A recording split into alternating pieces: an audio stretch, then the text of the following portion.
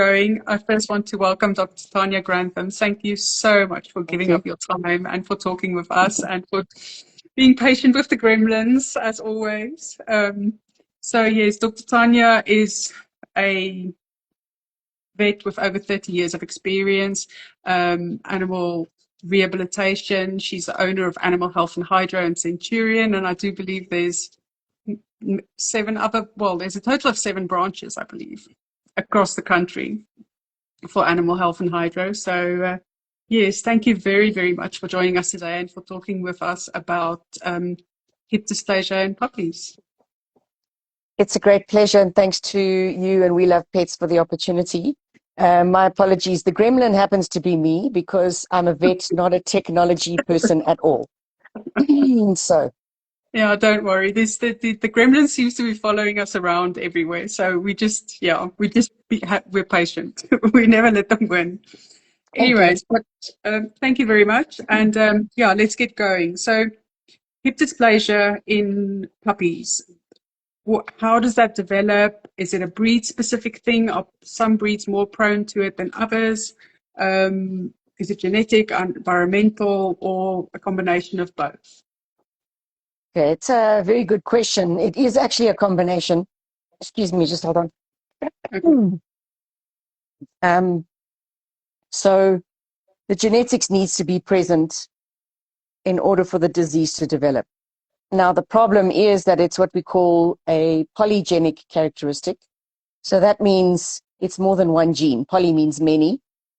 And what we do know is that the genes in golden retrievers that cause hip dysplasia are different from the genes in Labrador retrievers, which are different in the genes from Rottweilers, etc., etc. So every breed of dog that has the genetics for hip dysplasia has different genes. So it's not like we can take the chromosomes of a dog like we can of a human and go, okay, on that part, on that chromosome is the gene for hip dysplasia. So that already creates some complication. So the genes need to be present, and then the potential is there for hip dysplasia to be expressed in that individual dog. We then can influence the expression of those genes by what we do or don't do in terms of nutrition, environmental impact. How does the dog move? What is what do we allow in the first early stages of its life? How do we feed those puppies? So it's a bit like these days everybody's talking about epigenetics. Epigenetics is where we can turn on or off a gene. And so what they believe is that the reason some people get tumors, and same with dogs, is because the genes are there. We turn them on by virtue of our stress levels, our diets, our whatever. So we don't have that much information about genetics, hip dysplasia genetics, but my thought process is that if enough investigation and research is done into it, we'll probably find that there are a number of triggers in the environment and in the food and in the things that we do that could turn on or off the expression of that gene for hip dysplasia. Okay. Sorry, if it sounds complicated, it's because it actually is quite complicated. It's not simple. Yes, because, we've always learned that, say, from a breeder's point of view, and I'm jumping through this now, but I just find it so interesting, is that from a breeder's point of view, you scan the hips at about 12 months of the parents. And if the parents are clear, then you can breed with those dogs. But you're saying now that there's a gene there as well. So what I'm saying is that because it's polygenic, what we are measuring with the X-rays is what we call the phenotypic expression. So in other words, how does that gene express in that dog? We're not measuring the gene per se. Okay. And so the thought process is that if we take those X-rays and there is no evidence of hip dysplasia when the dog is older than 12 months, the dogs don't have the gene. But the reality is the dogs can have the gene. It's just not being expressed. Expressed. Okay. All right. The chances, however, of breeding one male and one female that are hip dysplasia free on their radiographs, the chances of those puppies developing HD is technically less, but it's not zero. And that's why we have breeders who have screened their dogs.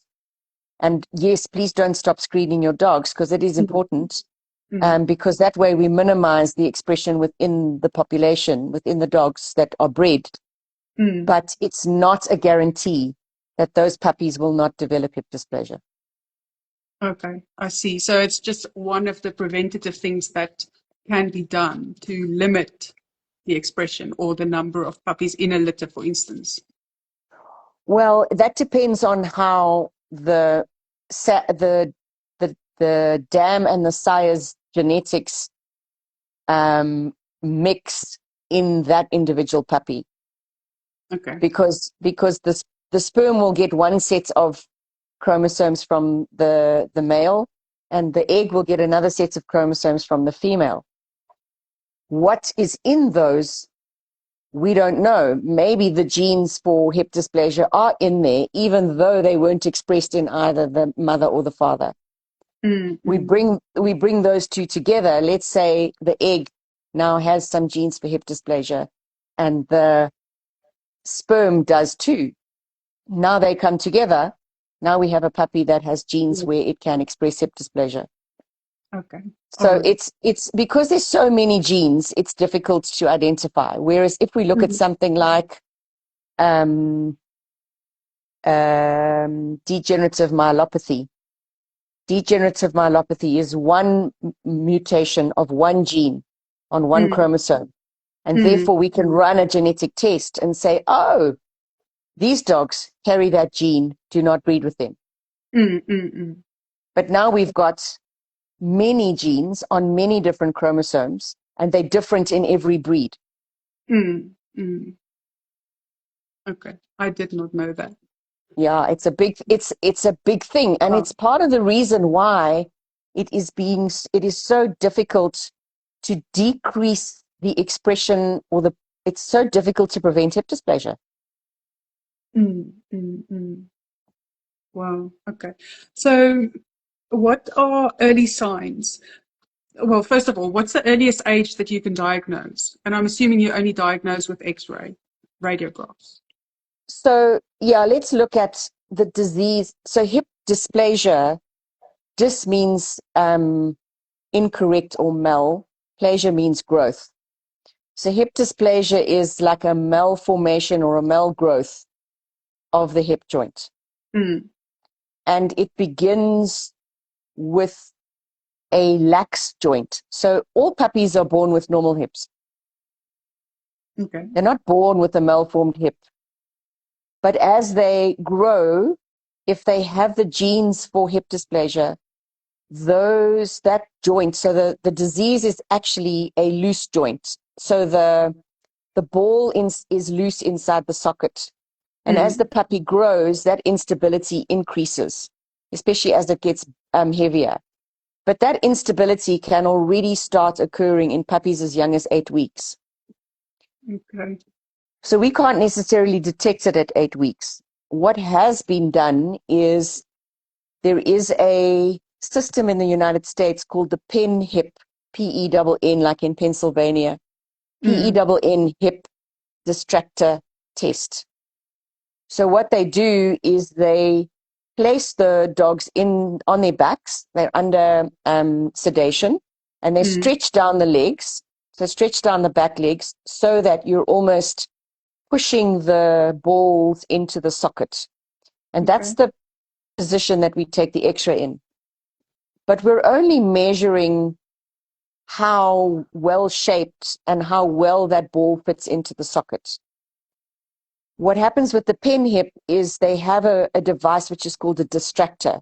So it actually starts to pull those hips out of the socket. So we put the distractor on those dogs.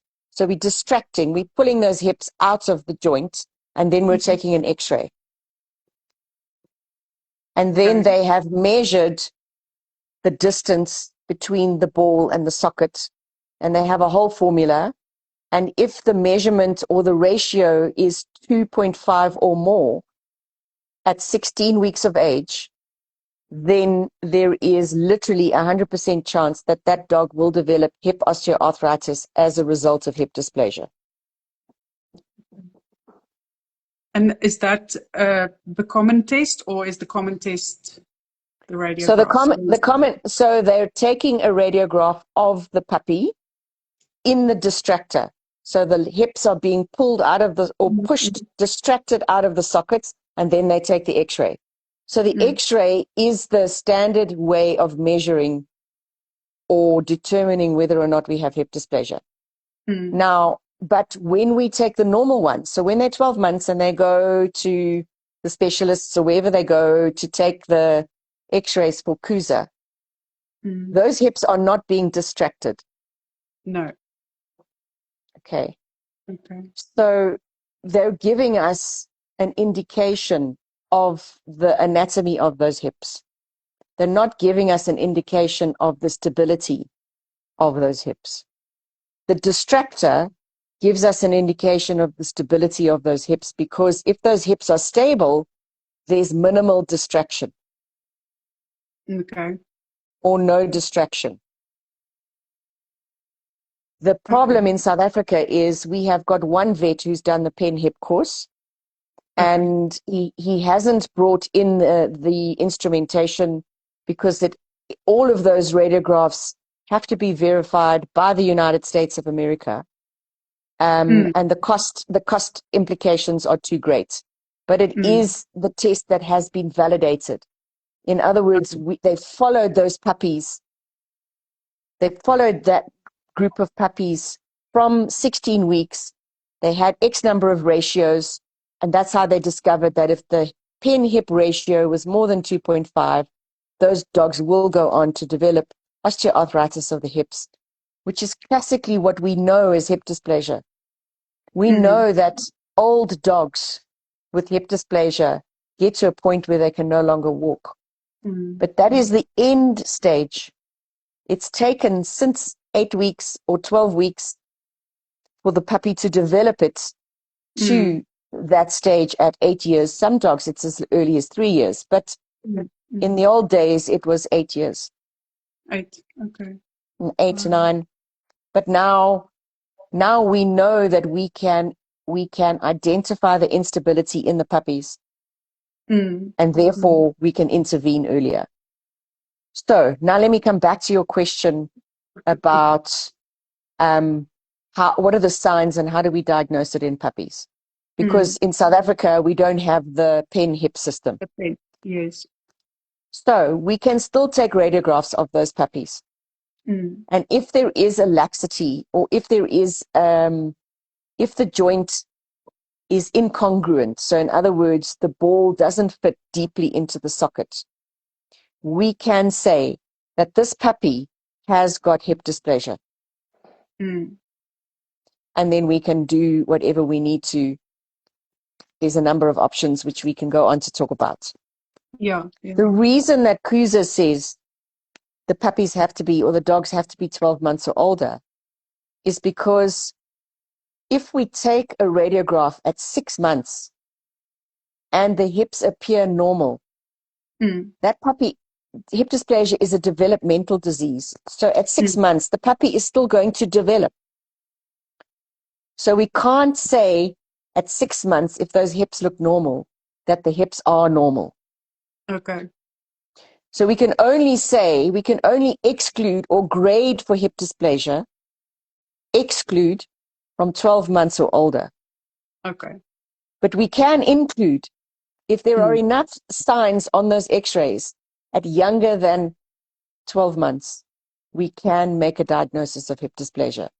And I believe as veterinarians, we should be making that diagnosis, because from a rehab perspective, from a dietary perspective, from an exercise perspective, we can environmentally influence the end results.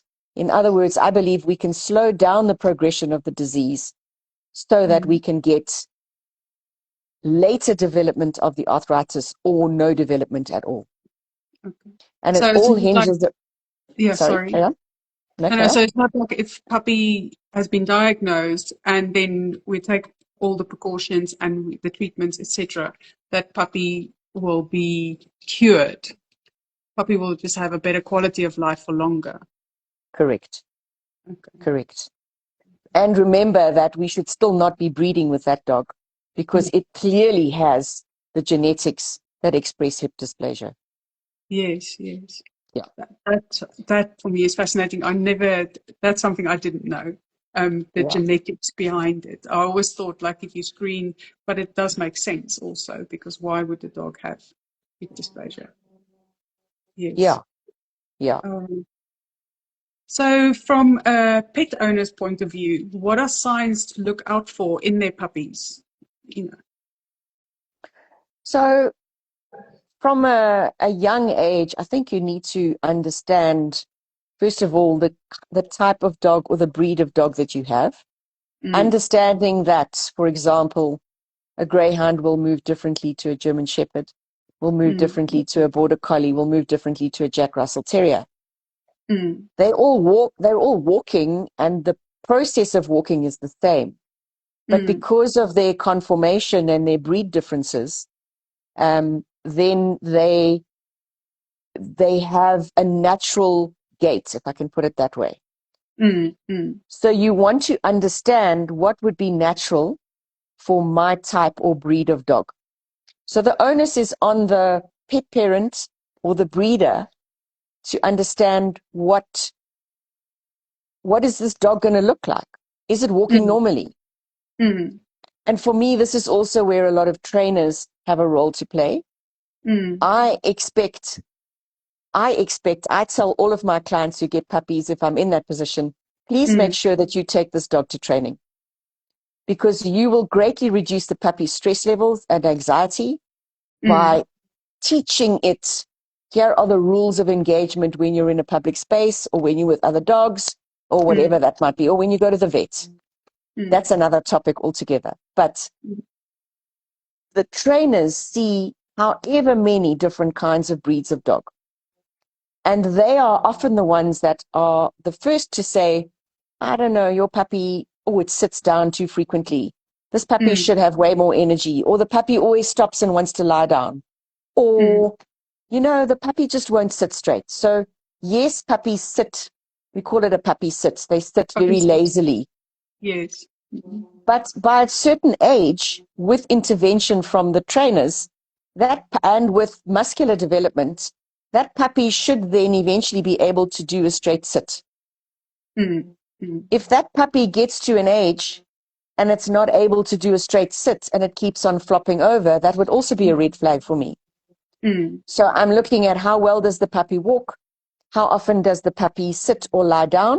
Or does it have a lot of stamina? And at what point do I say, this is no longer a puppy sit? Perhaps there's something going on. Maybe I need to investigate it. So those, I think, are the first things that I would look for. And they're the most common and they're the ones that we often disregard. And if I have a client that says to me, my trainer's really worried about my puppy, I say, please bring the puppy, let's examine. Yes. Okay. I don't go, this is an interfering trainer who thinks they know better and want to be a vet. No. We all have knowledge and we all have information and it's different and we should be layering it. We should be happy I'm happy when someone outside of my professional sphere, in other words, someone who's not a veterinarian says, I'm worried. Please, will you have a look? Yes. And I So would as also appreciate that from a trainer because as a pet parent, I wouldn't know to look for these things. So for a puppy trainer or dog trainer who sees so many different breeds of dogs, like you said, it's kind of a no-brainer if they spot something that they feel that needs to be investigated. So caring for a dog is, everyone is involved. So yeah, that's a yes, great. and it's time to, and I think that's where social media in one way makes it easy because our information, if we want to educate ourselves, we can. But what makes it difficult then is where is a good source and who's talking rubbish and who's being drama and where are the facts. So on the flip side, social media and the internet have made it more difficult. But if you're persistent, you will find what you're looking for. But that's why we have great people like you and the resources that you provide as well on your training courses, so at least we can go to a trusted source. I think that's important to stress, is that we want trusted sources to advise once something has been identified as a potential issue. Yeah. I'd rather have someone check it out than just say, oh no, I'm not sure and I'm just going to leave it. Exactly. Just to round off the thing about, what can people look for? I'll give you an example of something that happened to me a few years ago. I examined a 9-month-old Rottweiler who had been diagnosed with bilateral hip dysplasia, and it was very bad. It was like a grade.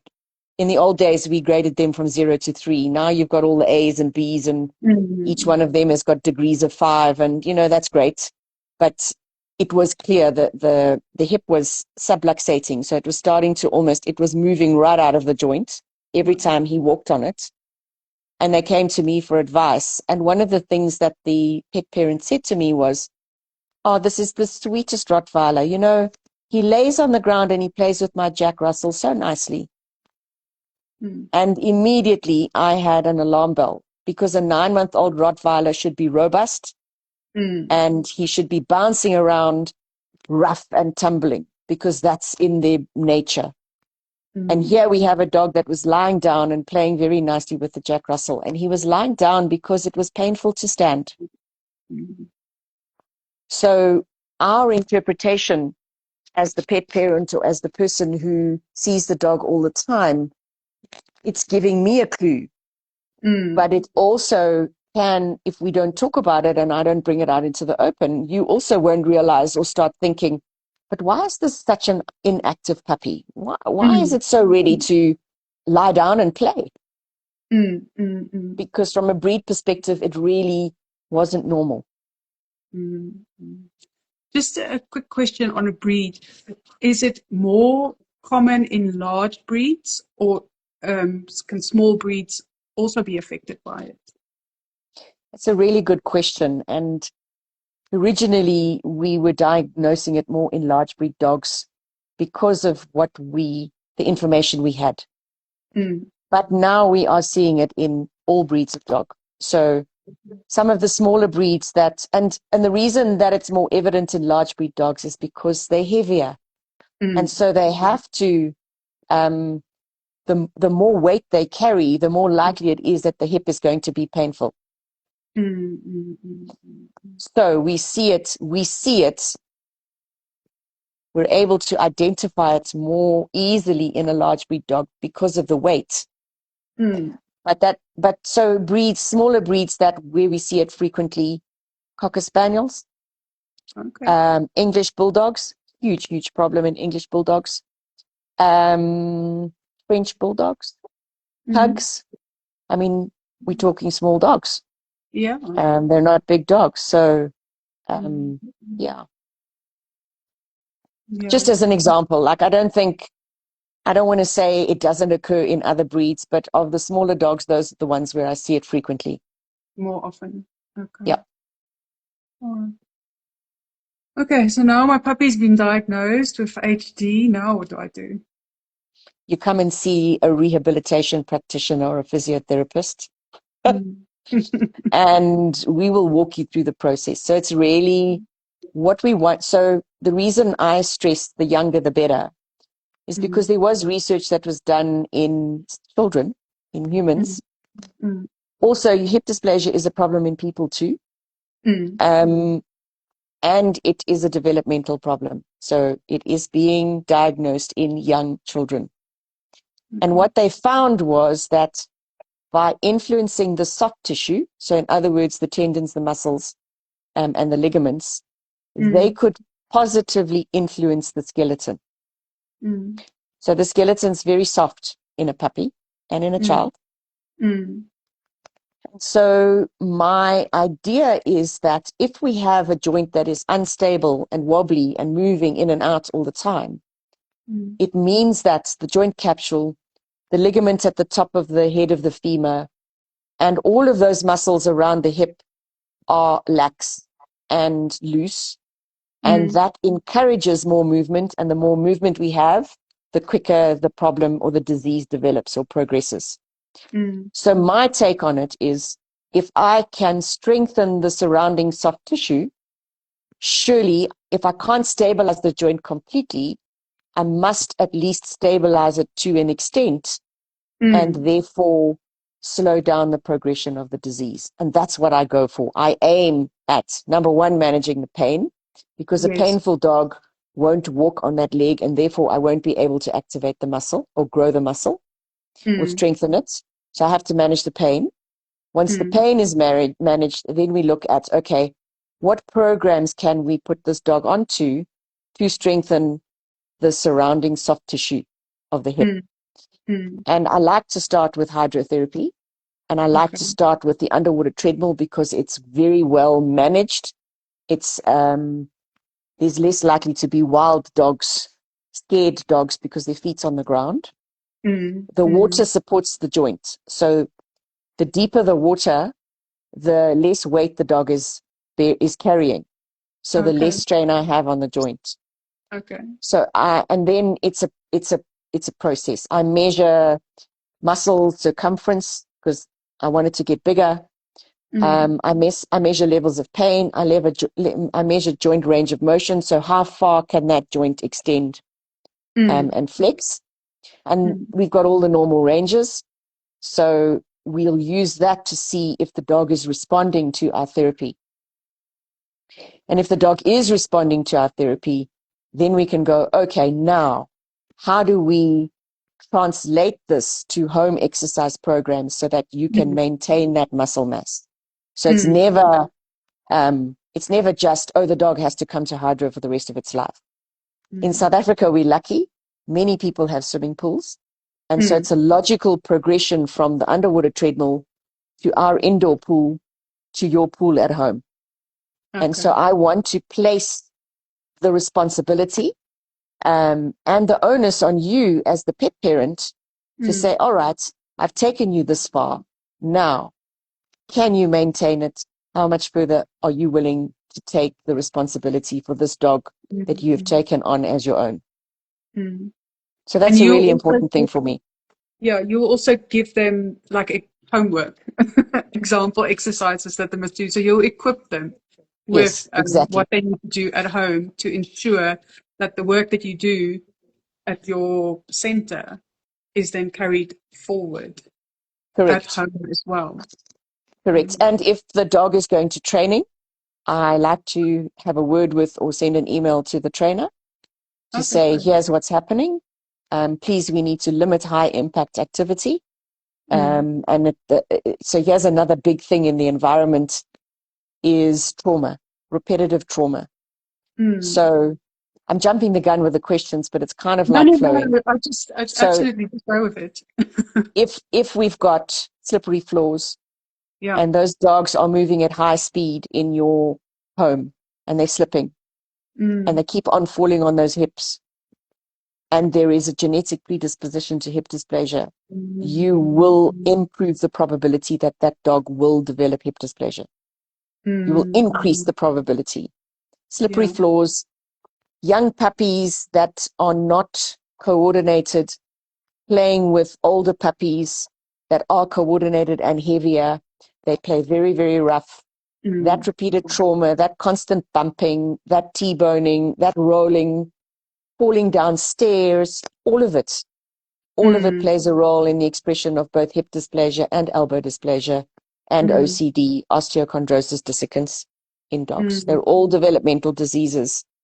And so we really need to be the custodian of the health of our puppies and the activities of our puppies. I'm not saying don't let your puppy be a puppy. But let's say you've got a 3-month-old puppy and a 6-month-old puppy, and they're charging around the garden, and the play starts to get rough. The 6-month-old puppy has more ability than the 3-month-old puppy and probably weighs more depending on the breed, it will bully and overpower the young puppy and Yes. constantly be knocking it over. And that young puppy then has an increased chance of bone and skeletal and joint problems, Problems not later. just hip dysplasia. And so we should be then going, hey, you guys, come on inside. Come, it's rest time. It's sin bin like they do on the rugby field. Time Yes. out. You guys need to sleep. Too rough. Yeah. Yeah, it's Things like very that. important. I see with us, because in South Africa, tile floors, I suppose, is the thing because we want to keep the homes cool. And when you see puppies play and they go splat on the tile floor and they struggle to get up and things like that. And I suppose the continuous doing that all of the time causes the damage over time. So would you say, like, if you have a home where there's lots of tile floors, is put coverings, rugs and things that gives them more grip? Yes. Yeah. And teach them, you can teach your puppies. I know people will argue with me. I'll give you a really good example, but you can teach your dogs to be calm. You can teach them to walk in the house and not run. It's essential that puppies don't tackle stairs until they're 12 weeks or older. And that's a neurological development thing. So before 12 weeks of age, they don't have the brain capacity or the neurological capacity to navigate a stair or a step. So they should not be allowed free access to steps or stairs until they're 12 weeks. At 12 weeks, I recommend you put them in a harness.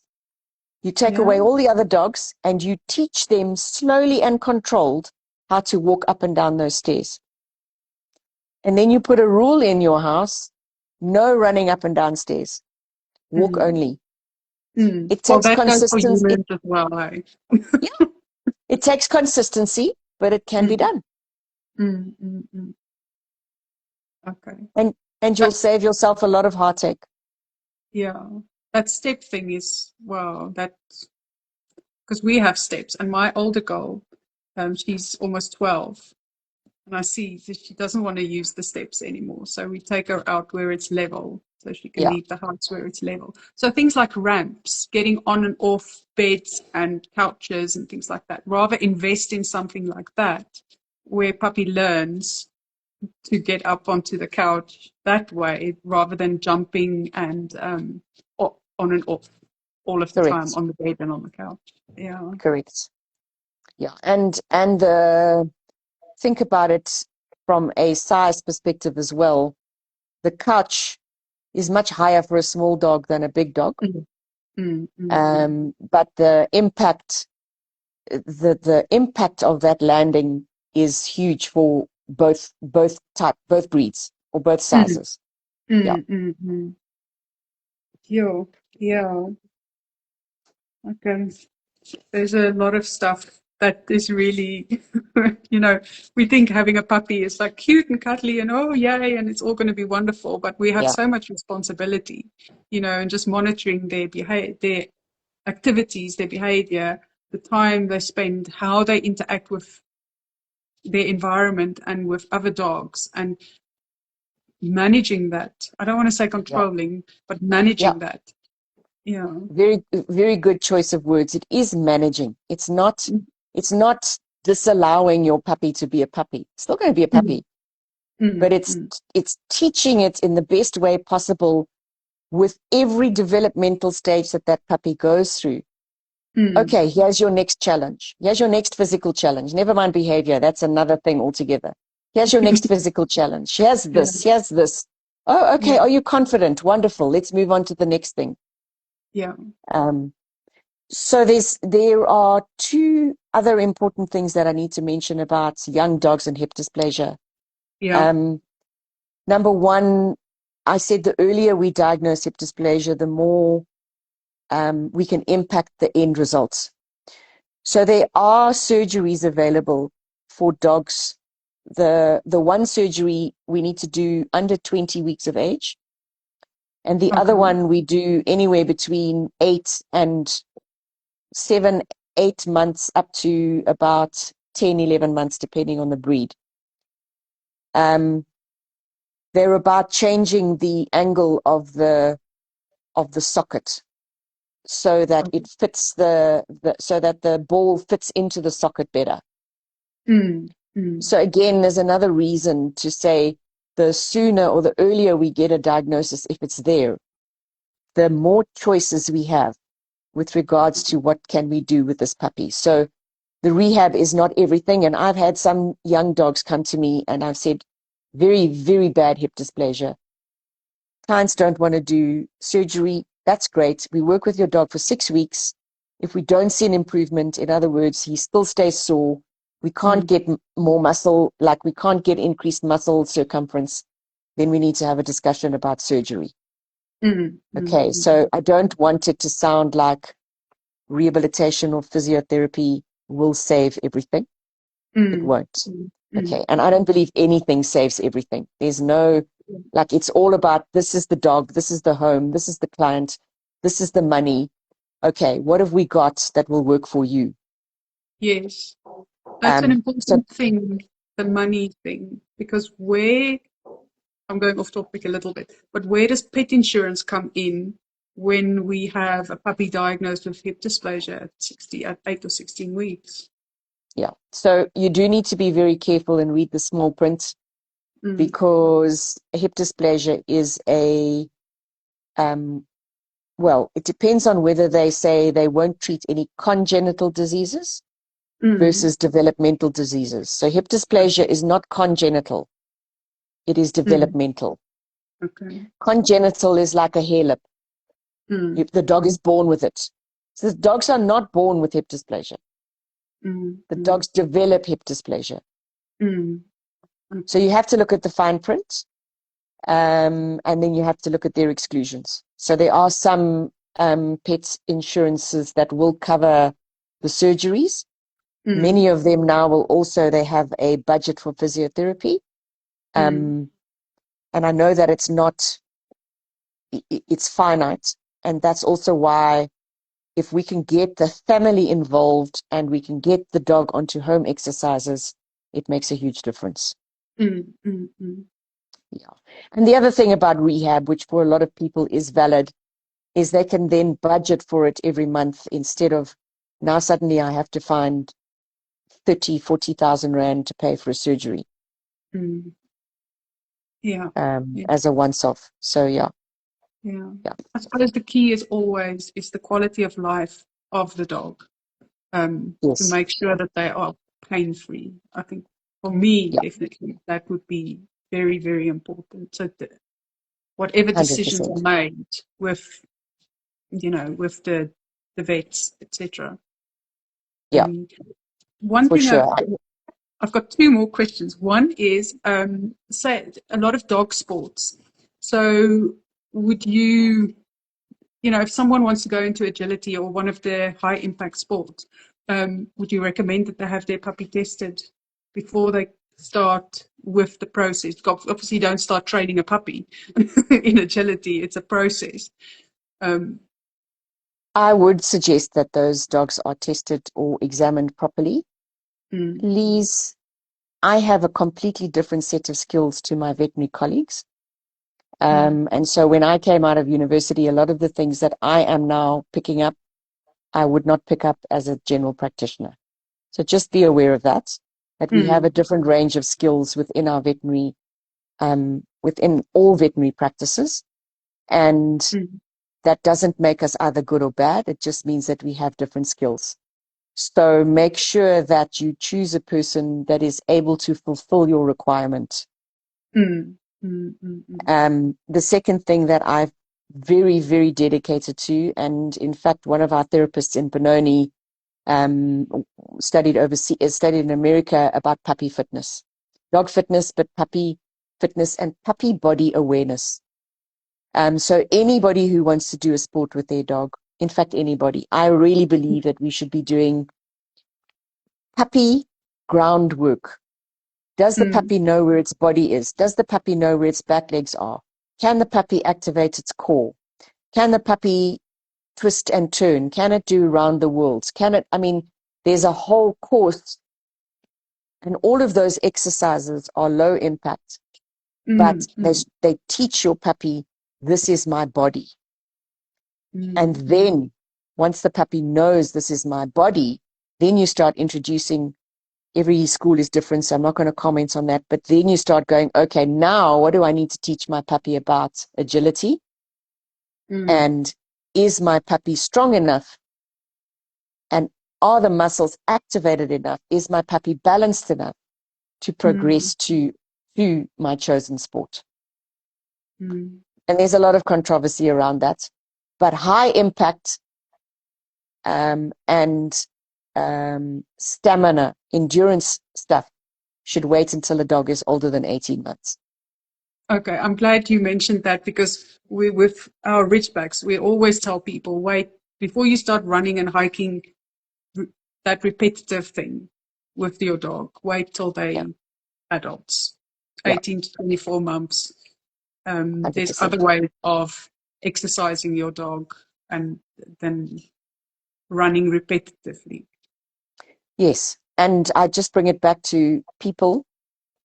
You know, there's a reason that you have to be older than 16 or something to run a half a marathon, and older than 18 to run a full marathon, because our skeletons are also soft. And if we're training for that ultra distance with a soft skeleton, we will damage it. Yeah. I read somewhere that if you run a marathon, because of the compaction of your spine, you can actually go shorter for a time because of the impact. Don't know if it's true, but it kind of makes sense. I've run a few marathons and I know it's heavy on the body. It takes a lot of time to recover. Okay. Yeah. And then one more question about yoga. Is that something that people can do with their dogs? So for me, the yoga is really about stretching, and it's about activating the muscles in a slow, controlled way. So my feeling is, yes, yoga is a good option, but make sure that the person who is teaching your dog and you the yoga has adequate qualifications, because it can be damaging. If we try to overstretch the dog, or we try to push the dog into something that it doesn't have the ability to do, we can cause an injury. Yeah. So again, it would be good practice if you do want to go the yoga route and you have someone like yourself to collaborate, so that all parties collaborate about what is best for that dog in front of them. Okay. Correct. Yeah. It's all about working together. Okay. Antoinette, I have no idea what the time is, but diet in large breed dogs, hugely, hugely important. I can just say, do not overfeed your large breed puppies. You will predispose them to all sorts of skeleton and joint problems. And one of those will be hip dysplasia. It could be a completely different topic, but those puppies that grow too fast are very, very prone to HD, ED, OCD, all sorts of other things. So it's really, really important that you feed properly and that you actually have a lean puppy. There must be no fat puppies. In fact, my son got himself a bull mastiff, and I'm very proud that he kept that dog so lean. People were saying to him, are you sure you're feeding this dog enough? So if you have a large breed dog and people are asking you if you're feeding it enough, you've probably got the balance right for skeletal health going forward for their whole life. Yeah. Because unfortunately, we live in a time where obesity in our pets is on the rise. And so we need to keep them fit and slim and trim, just like ourselves. Yes. Struggle. Yes. Yeah. Yeah. All righty. Just a quick last thing, your comments on supplements. Do they help? Did we try them? I think you need to look at the research. So what really does help? Omega-3 fatty acids, 100%. There's a lot of research on green lip mussel extract. There's a lot of research on eggshell membrane. on resveratrol. And you notice that I'm not saying anything about glucosamine or chondroitin, which is in every joint supplement. But the research doesn't necessarily back up. It's not they're not backed up by adequate research. And often we are underdosing. Okay. So I think supplements are a really good idea, and don't misunderstand me. I recommend them, but I think we have to choose wisely. Again, we come back to the financial thing. Which products are the ones that have actually got a track record in terms of research? Those are the ones that we should be recommending. And then also making sure that you're giving the correct dose. Yes. Otherwise, there's no point. Okay. Yeah. All right. This has been absolutely fascinating. I've learned so much from you just now. Definitely for anyone, for all the listeners and the viewers as well, all of your links. So the link to your website for Animal Health and Hydro, I will add that to the caption. Also, you've got a website, Dr. Tanya Grantham, where you have some webinars and training courses. Yeah. Some are free, some are paid. And I believe there is one about hip dysplasia, introduction to hip dysplasia as well. Yeah, so if you go onto drtanyagrantham.co.za, on the top little, where all the little tags are, click on courses for pet parents. It'll bring you to another page. Just scroll all the way down and you will find the hip dysplasia course, and you will also find the free hip dysplasia webinar. It's also there. Yeah. Okay, so don't think, just scroll a bit, because it doesn't come up directly on the screen when you're onto the pet parents page. Okay. Okay, that's great. And definitely this is recorded, so I will be saving it onto YouTube and people can go and view it and share it with other pet parents. We need to get the message out there. That, 100%. start early. Prevention is better than cure, but start early and make sure that you give your dog what they need. And then also, you're not just in Gauteng anymore. You also have centers in Western Cape, and I believe there's one in Mpumalanga. Right. So we have Benoni, Pretoria East, North Riding in Gauteng, and then we have Deep River and Newlands in the southern suburbs in Cape Town. As of this month, Bellville in Cape Town, and as of this month, White River in Mpumalanga. So, fantastic. Yeah. So we can find you all of in the country. That information is also on the Animal Health and Hydro website under Contact Us. Yes. I'll put those links in the captions. Dr. Tanya, this has been absolutely fascinating. I can listen to you talk about this topic. And, the things that you've said has just sparked so many other things that's coming to my head. I'm going to have to go and digest this now and then come back at you with more questions. But thank you so much for giving up your time and for talking to our followers about this really important subject. I really appreciate it. It's a great pleasure, and thank you for your patience with my tech inabilities. But Don't worry. I do like these. I do like these platforms. So thanks very much for the opportunity. Much appreciated. It's my pleasure. You have a lovely rest of the weekend. Thank you, Antoinette. You too. Enjoy the wine. Yes, I'll let you know. Thanks. Bye.